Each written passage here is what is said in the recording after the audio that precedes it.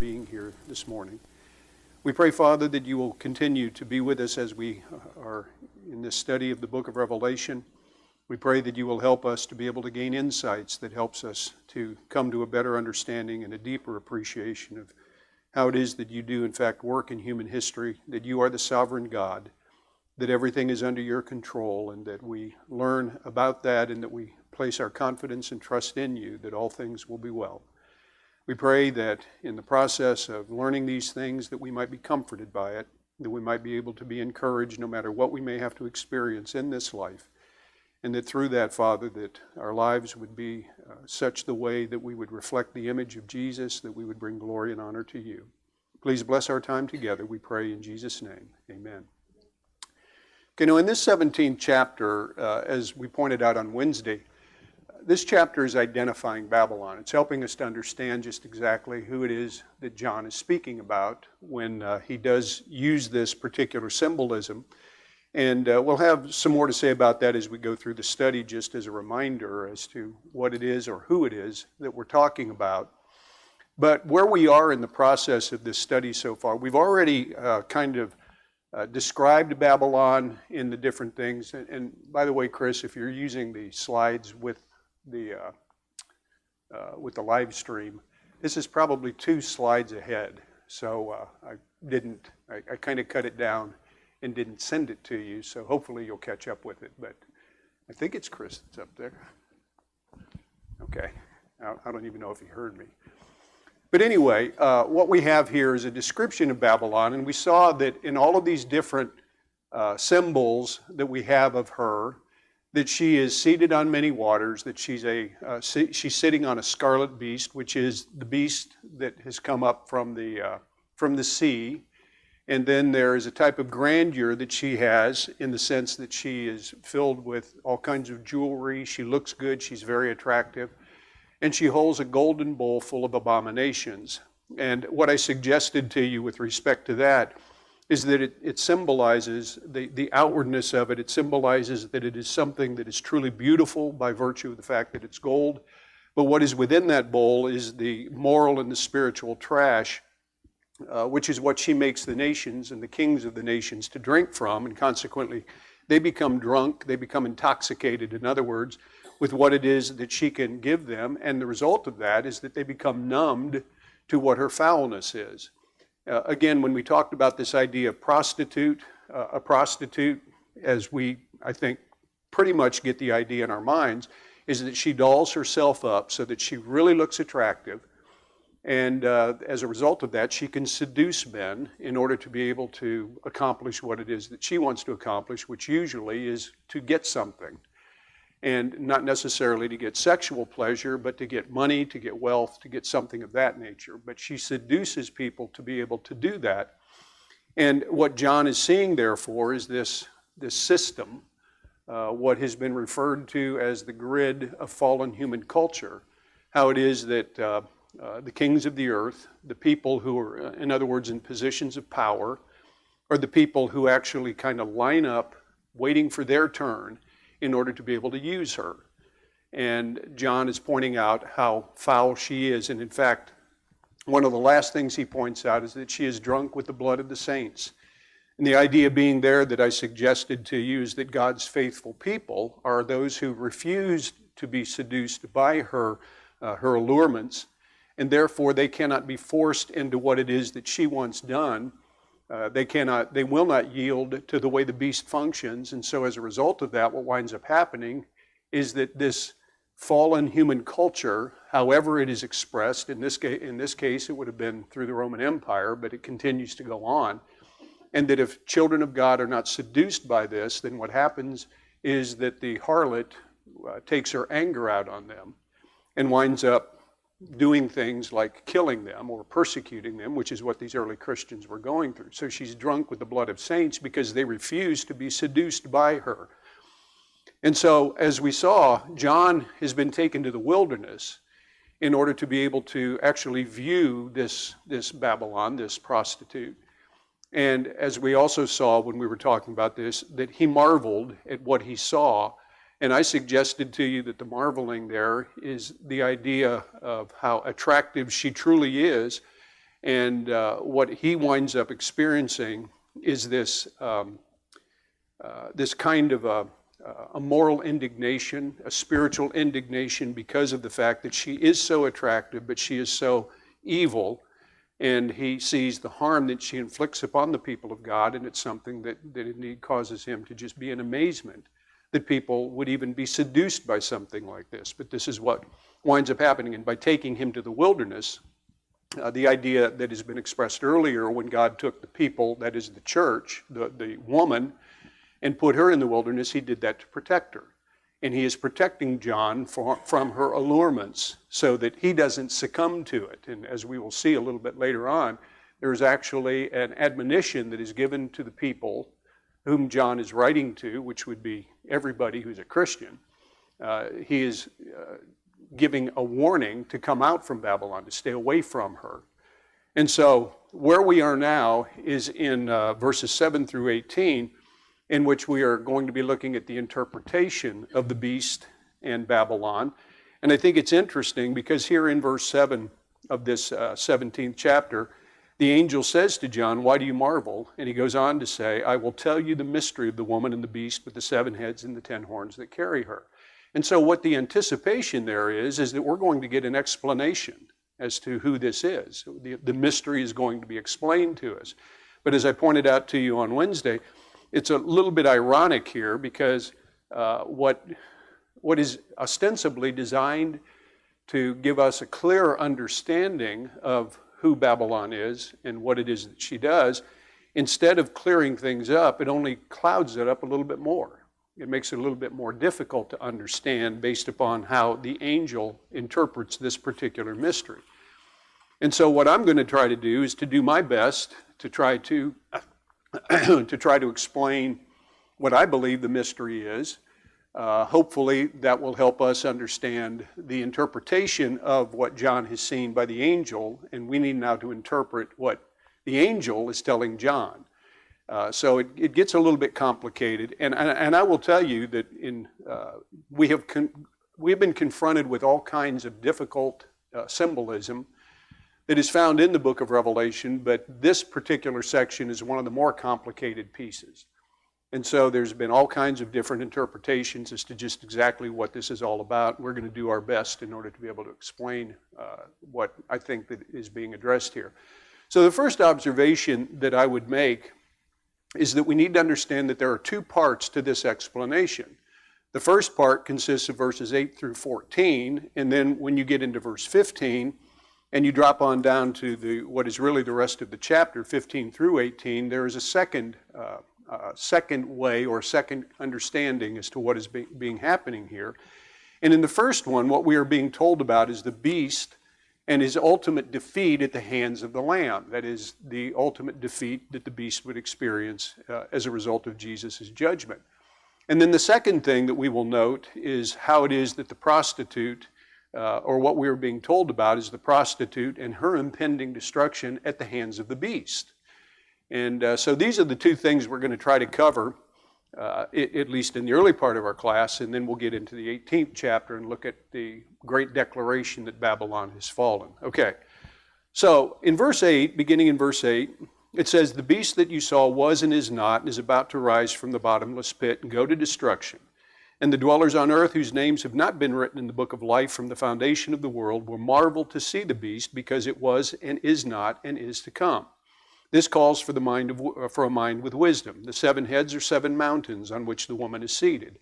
There are also 7 kings, 5 of whom have fallen. One is, the other has not yet come, and when he does come, he must remain only a little while. As for the beast that was and is not, it is an 8th, and it goes to destruction. And the 10 horns that you saw are 10 kings who have not yet received royal power, but they are to receive authority as kings for 1 hour together with the beast. These are of one mind, and they hand over their power and authority to the beast. They will make war on the Lamb, and the Lamb will conquer them. For he is Lord of lords and King of kings, and those with him are called and chosen and faithful." Okay, now that clears it up, doesn't it? It helps us understand a little bit better the first part of what this was all about. And of course, I'm being facetious because it is, again, extremely complicated what it is that is going on here. So I want to try to do the best I can to explain at least my understanding of what is going on here. The beast, as we've been talking about, the beast is not a person. Babylon is not a person. But what they're representations of concepts. And when we talk about the beast, I have been suggesting to you that the beast is depicting this idea of this concept of empire, this imperial system, which in John's day would have been manifested in the Empire of Rome.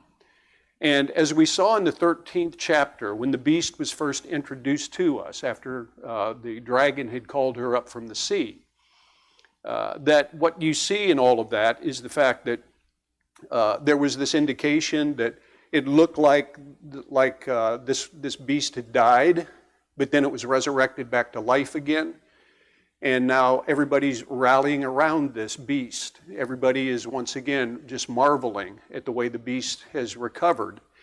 And what I suggested to you when we were looking at that over in the 13th chapter is that what this was talking about, particularly in the imagery that John is depicting that would have been applicable to those people in that day, is that up until the days of Nero, Rome was an extremely powerful empire.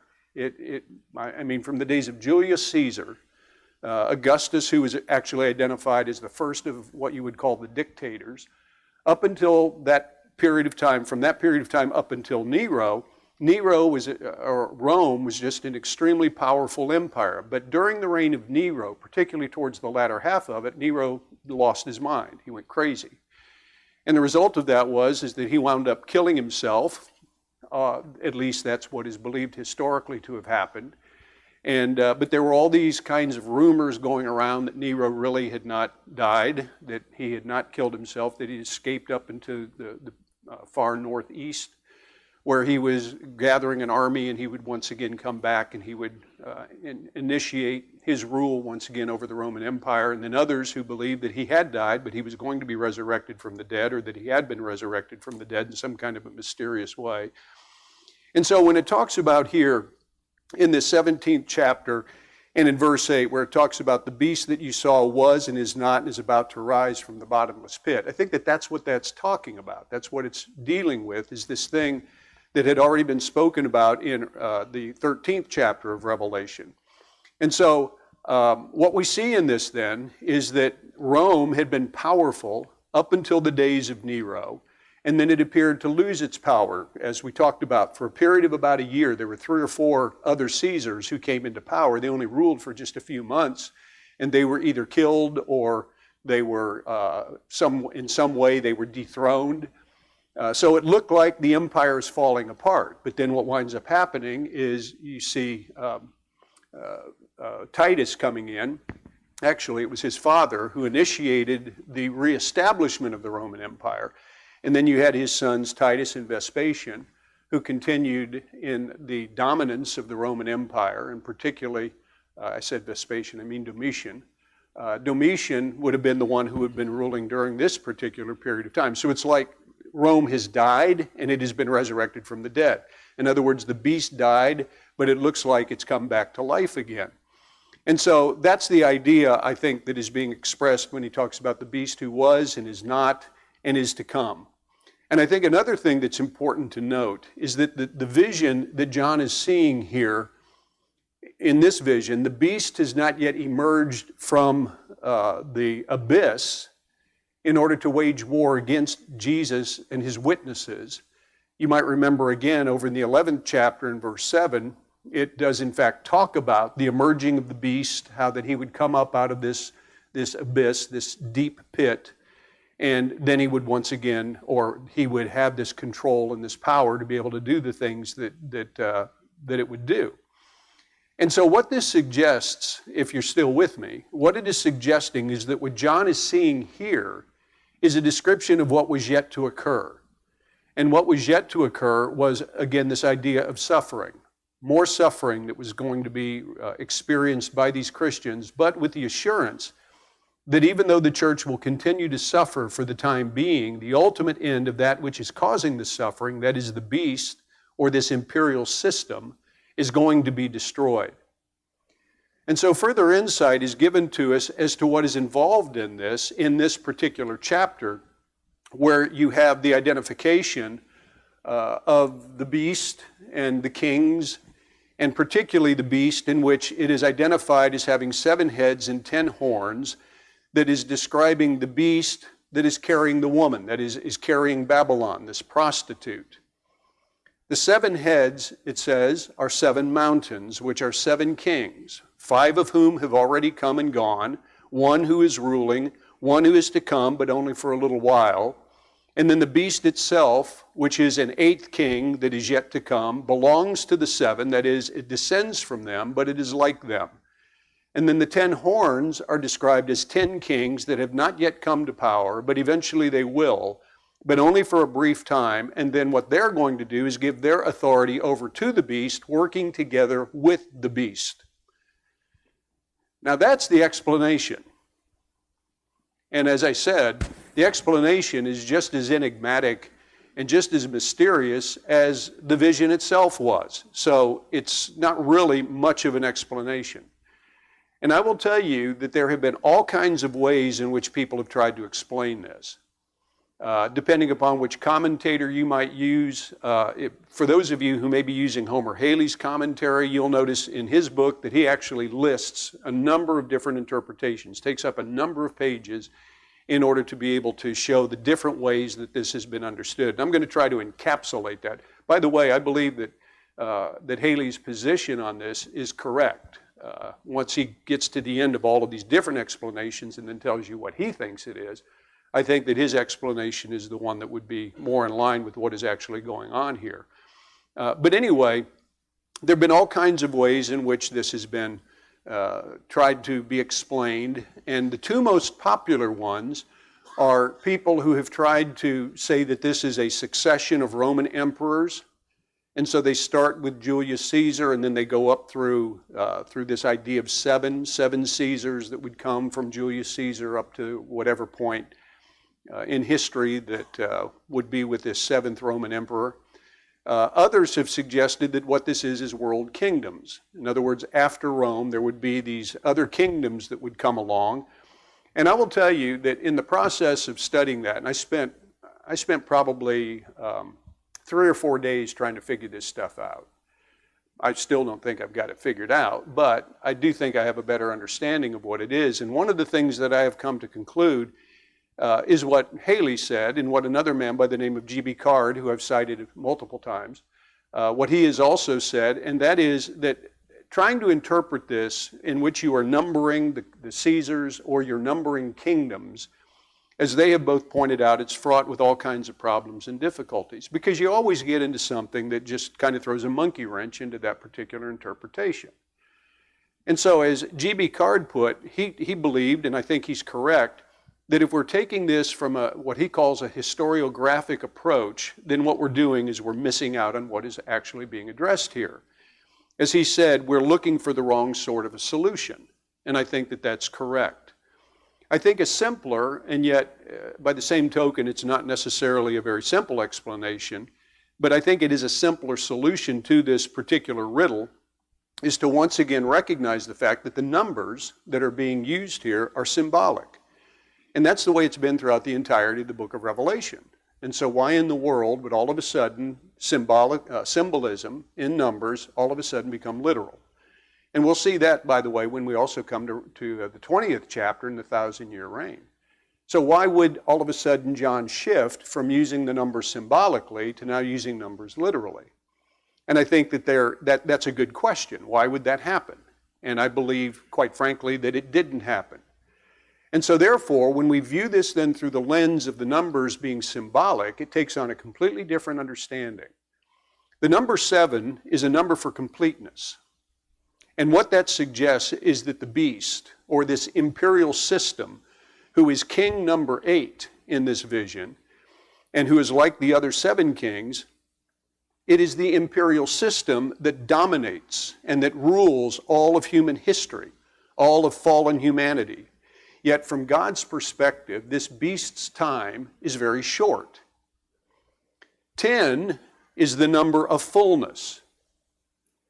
And that number simply is carrying with it then, as it is modifying these kings, is that it's indicating the fullness of power or the fullness of rule, which is then given to the beast.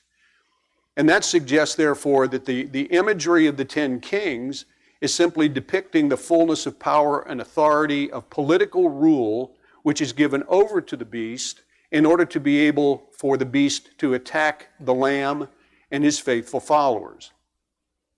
But this is brief. It's only for 1 hour, as is pointed out in the 12th verse.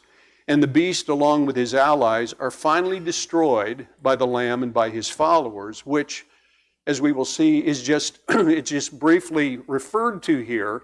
But this is going to be actually fleshed out in the 19th chapter, in verses 11 through 21, where we see the beast.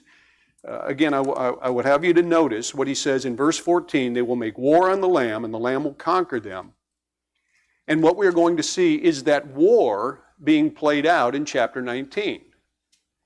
And that's where the beast gathers the kings of the earth and all of this, the peoples who follow them.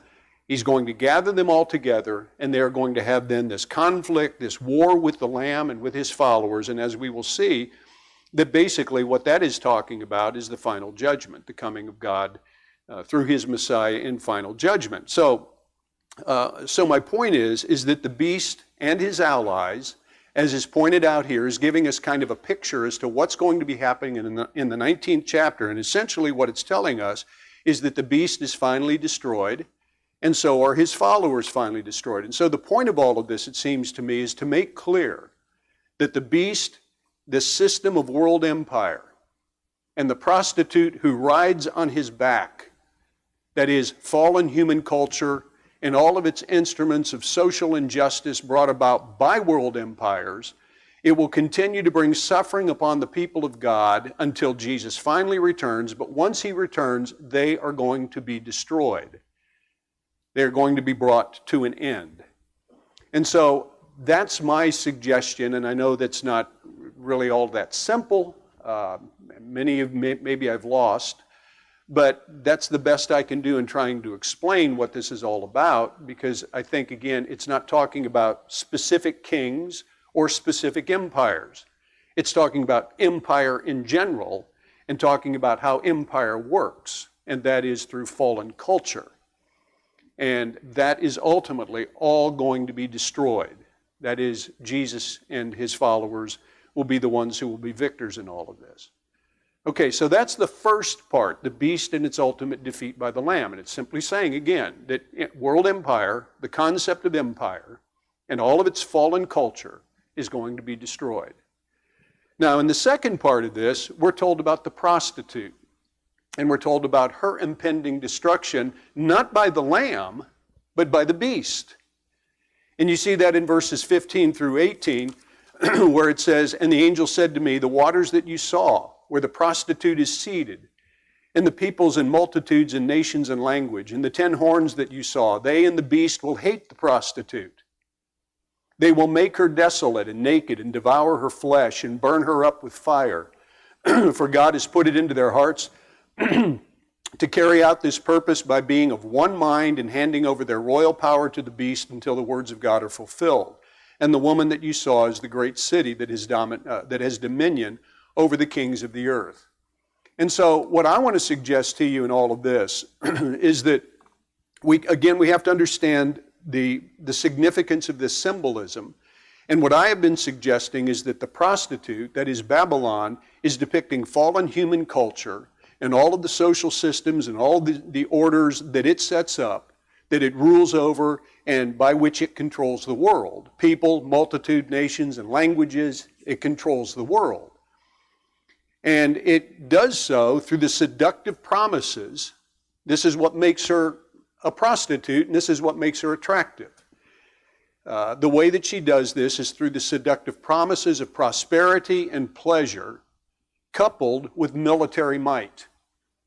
Because if people are not seduced by this fallen culture to engage with it, then strength is going to come in, and it's going to do things that are going to be very damaging to the people who resist it. And again, I would suggest to you that if you think that this is only limited to Rome, look at what's happening in the world today. It's the same concepts. And if people resist it, then there's going to be measures that are going to be taken, particularly the people of God. There are measures that will be taken, which did happen in Rome, in which you are going to be forced to do it or you're going to be somehow eliminated. Okay, but eventually, because of the nature of the beast, that is, because the way this whole concept of empire works, what winds up happening is they turn on each other. World empire turns on human culture. And the point is that they bring about the rise of new world empires, which in turn turn on each other, and so goes the story of the fallen human world in which we live. Evil turns on evil, and it destroys itself in the process. And all you have to do is look at human history up to this point in time, and you will see that very thing happening. Kingdoms conquering kingdoms, empires destroying other empires, and doing for what purpose? So they can be the ones who are in control, so they can be the ones who have power. And so what you see then is this concept of empire as it uses all of the human culture in order to be able to accomplish what it wants. What winds up happening is different human cultures then begin to attack each other, and they begin to destroy one another. And I think in this sense, what we are seeing is Satan's kingdom divided against itself. And what did Jesus say about that? About a kingdom divided against itself? It cannot stand. Ultimately, it is going to be destroyed. And so for John's audience, I would suggest that this is describing the Roman Empire, where kings from other nations that were controlled by Rome would finally grow weary of their mistress. And they would use the power of the beast, that is the power of world empire, they would use that upon Rome to attack Rome and to bring down the empire that for so long had taken all the power and the wealth and the influence. And that took from the time that John is writing up until around the 4th or 5th century, and Rome was finally destroyed. And we don't see Rome anymore, it's gone. But there are other empires that exist that have always, this is the way it always works. That's the way of world empire. Dennis Johnson pointed out like this. He said, forces of violence and bloodshed upon which Roman culture and all man-centered cultures rely for their stability that makes commerce and transportation and music and the arts and every domestic life possible will turn on the civilization that they have sustained, and they will attack it. Like the beast it is, the beast will turn on the harlot and will tear her limb from limb. And so here is the irony in Babylon's fall, and that is the beast and its allies raging in hostility towards the Lamb and his bride is actually the weapons through whom God uses in order to bring down the harlot. And that has always happened since the days of the early church.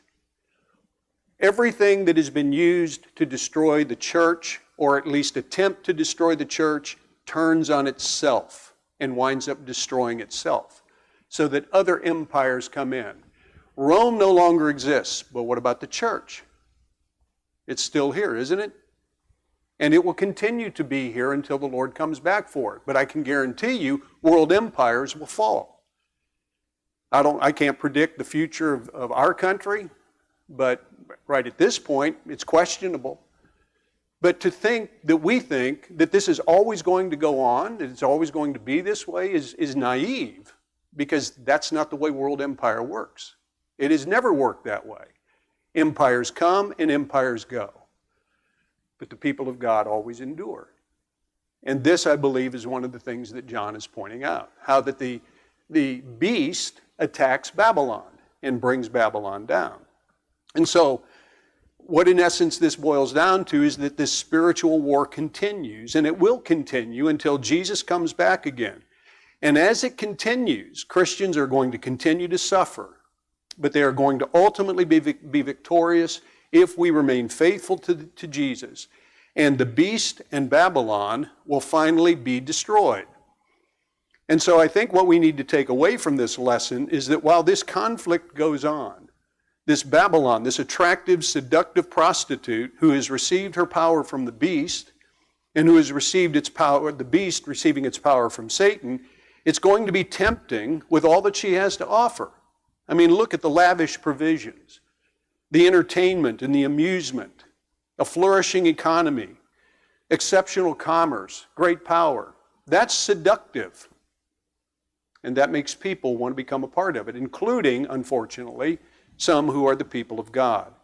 And so the lesson, it seems to me, is to not give in to the ways of Babylon, to not give in to the seductive ways of fallen human culture, because it's going to be destroyed. And like a prostitute who leads her patrons to destruction, so will Babylon lead those who are seduced by her seductive ways to their destruction. And thus you see principles that are revealed in much clearer texts, like for instance 1 John chapter 2, verses 15 through 17, where he says, "Do not love the world or the things that are in the world. For all that is in the world, the lust of the flesh, the lust of the eyes, and the boastful pride of life is not of the Father, but is of the world, and the world is passing away, and the lusts thereof. But he who does the will of God will abide forever." So that's what we need to learn. And by the way, that's one of the warnings that is given in the next chapter, which brings us then to Babylon's fall.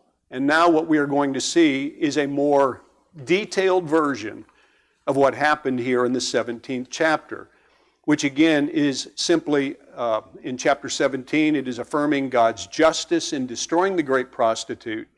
And what we are seeing in chapter 18 is how does it happen? How does it transpire? And so the vision that John receives here, I believe, can be broken up into three different parts. The first one is the announcement by an angel in which he comes to announce the fall of Babylon, which is the first three verses.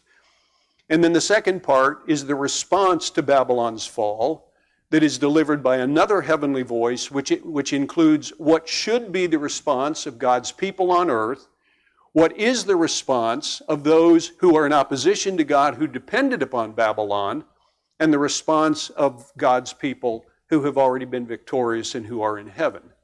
So I believe there's a natural three-part succession that is happening in this 18th chapter. But again, before we get into that, I want to again remind us what we're talking about when we talk about the imagery of the beast and Babylon, because this is something that is so critical, particularly in this modern day, because everybody's looking around, people particularly who are persuaded by dispensational theology, and they're thinking the world is coming to an end.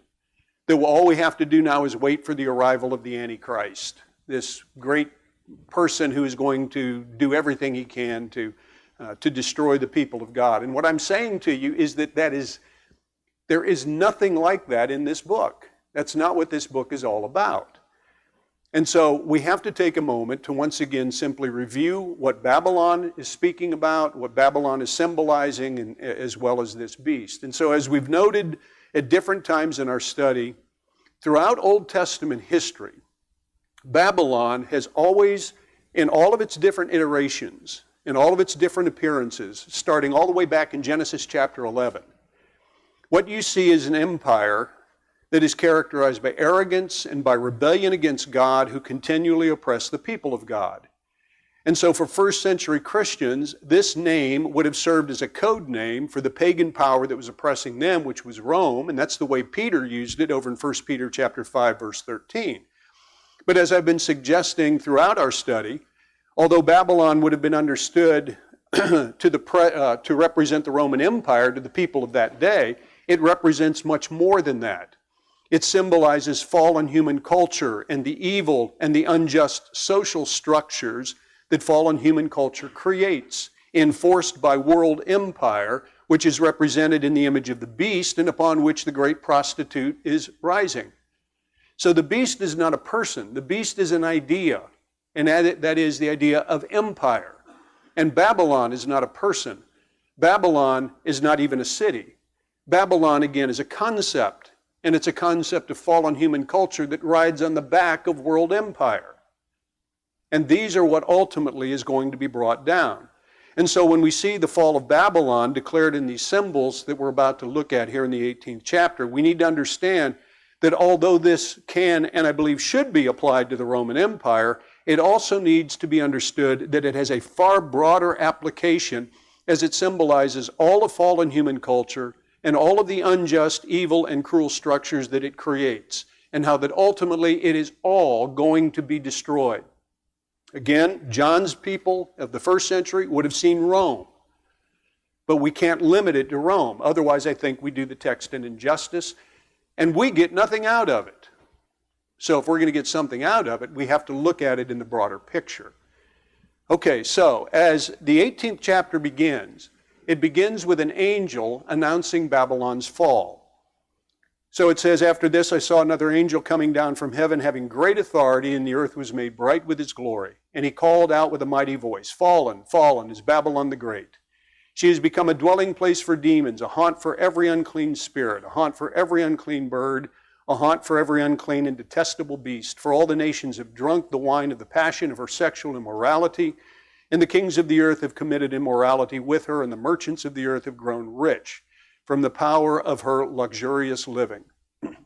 And so what we are seeing here is the angel whose glory illuminates the earth, repeating what was said earlier in the 14th chapter in verse 8, when the second of three angels brought good news, and that is fallen.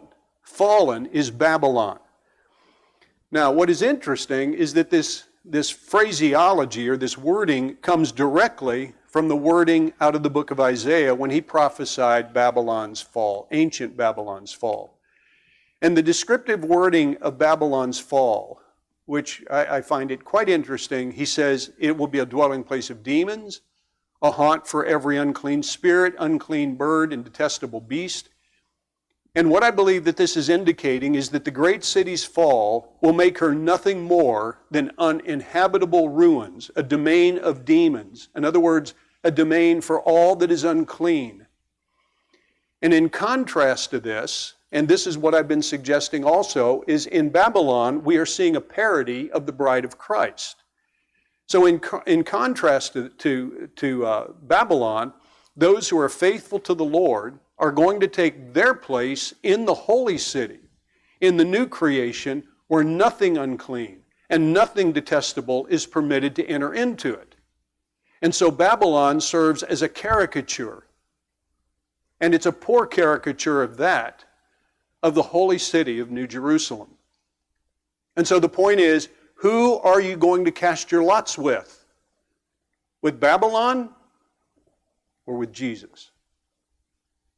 Do you want to be a bride, a part of the bride of Christ, or do you want to be a patron of this prostitute?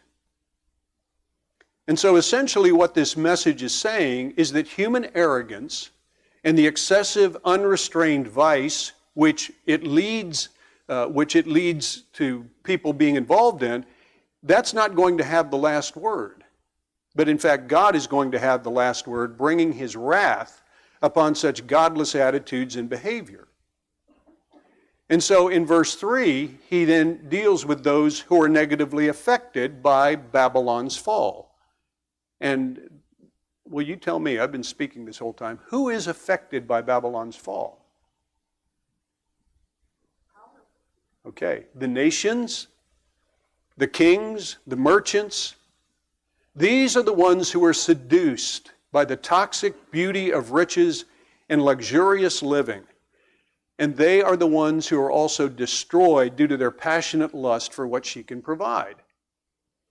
And so I want to read to you what Homer Haley said, because I think that he is spot on with this. Now you have to remember that his commentary was written back, I think, sometime in the 60s or 70s. And here's what he had to say. Such connections and association are seen all over the world today, as men seek to gain wealth by immoral, avaricious, and unscrupulous means. Great businesses built on such principles are involved in armaments and munition deals, including unethical pacts among nations. Internal corruption of a nation is expressed in pornographic movies and magazines and lewd entertainment, which prey on the depravity of human beings. Underworld establishments of prostitution, of gambling, and narcotics make up only a portion of the world of corrupt, anti-God, destructive forces which thrive on lust. And I'm telling you, it has not gotten any better. In fact, if anything, it's only gotten worse. And so those who are negatively affected by Babylon are the ones who depended upon Babylon. The kings, the nations, the merchants, they're all dependent upon this fallen human culture in order for them to be able to have what luxuries they have in the world in which they live. And so based upon that, another voice from heaven reveals the response to Babylon's fall. As you see here in verse 4, when this second voice speaks from heaven. And what this is demonstrating is the response, therefore, that should be demonstrated by God's people. And it's a warning that is being given as he says, "Come out of her, my people, lest you take part in her sins." And in essence, the response of God's people should be to stay separate from Babylon, lest we get caught up in her sins, especially in light of her coming judgment. And this echoes many of the calls that God gave to his people in times past. You'll see it in Isaiah chapter 48. You see it in Jeremiah chapter 51, where he is telling Israel, come out of Babylon. Don't get caught up in Babylon. You see it in the New Testament writings in 2 Corinthians chapter 6, where Paul is actually citing some of these prophets, Isaiah and Jeremiah, in which he is telling them, come out, my people, from among them and be separate. Don't be like them. And so for those who allow themselves to be seduced by the attractiveness of what Babylon has to offer, they're only going to bring upon themselves the judgment that is coming upon Babylon. And that's what he says, come out from her, lest you take part in her sins. And what that does, I believe, is it helps us to understand that God's justice cannot be mocked. Just like what Paul said in Galatians chapter 6, verses 7 and 8. When he talks about that if you sow to the Spirit, you will of the Spirit reap everlasting life. But what happens if you sow to the flesh? You will reap everlasting destruction. God's justice is not going to be mocked. And so this voice, particularly, it's praising the justice of God and rendering what could be considered equitable retribution upon Babylon. A punishment, in other words, that balances, as one man put it, balances and befits the magnitude of her offenses. And I want you to note the arrogance of Babylon as she smugly boasts of her security there in verse 7. She glorified herself, lived in luxury, so give her a life of measure of torment and suffering. Since in her days, she says, I sit as a queen, I am no widow, and mourning I shall never see. Well, that's what Babylon did in the ancient days. They boasted of how great an empire that they were. And so what this is pointing out is the fact that in one day, as it says, ancient Babylon was brought down. And it was brought down quickly. That's what you see in Isaiah 45, verse 9 about ancient Babylon. And the point here is that so will God's judgment fall upon fallen human culture and the unjust evil and the cruel structures that it creates, which expressed itself in ancient Babylon and in the Roman Empire of John's day, and all of it in all of its various forms even up until the present day. And for this reason, the fact that Babylon will be judged and will be destroyed, God's people need to come out of Babylon and they need to stay away from Babylon, no matter the consequences that Babylon may leverage against them. And that's the warning that Jesus gave initially when he was among his churches over there in the 3rd chapter of Revelation. He had warned the church at Pergamum, who had been compromising with the Nicolaitans. He had warned the church at Thyatira, who had been compromising with Jezebel. He had warned the church at Sardis, which was a dead church. And he had warned the church at Laodicea for their self-reliant, financially well-off, smug attitude. These were people who were influenced by Babylon. And he is saying, come out from Babylon. Because if you don't, then you're going to participate in her sins, and consequently you will participate in her judgment. Okay, now we're going to leave it there for this morning. And what we are going to do then is we're going to see, okay, well, what is the response now? The response to Babylon's judgment. And what we're going to see is the response of the people who depended upon her, and then we're going to see the response of the people who have been victorious over her. And they're two vastly different responses. So with that, we'll end our study, and we'll pick it up here in the 18th chapter on Wednesday. Thank you very much for your patience with me this morning.